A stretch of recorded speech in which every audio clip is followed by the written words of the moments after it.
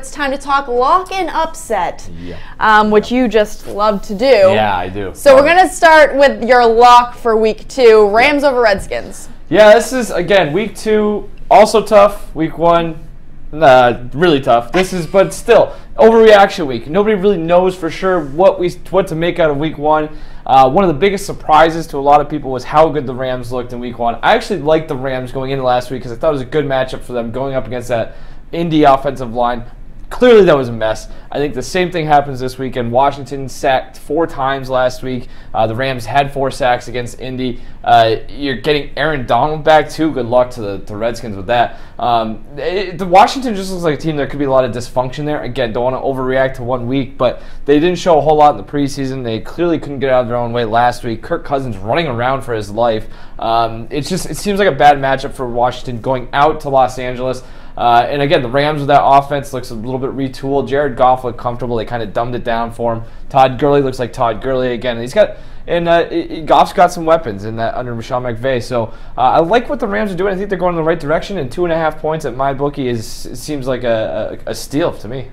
And with a lock, we always talk upset as well. Yep. Who doesn't love a good upset? This case, you're not going to like this if you're a Falcons fan. Right. You're picking Packers over Falcons as your upset for week 2. Yeah, MyBookie has this one at 2.5 points right now. I think that might shift a little bit closer to game time, but I don't know. You kind of look at this week's slate. There's not a whole lot of good options for an upset because there's a lot of big spreads, a lot of, like I said, the overreactionary stuff. But you look at Aaron Rodgers, a guy who's thrown 7 touchdowns, just 1 interception in 2 games in Atlanta under Dan Quinn for the Falcons. So he plays well against that defense in Atlanta.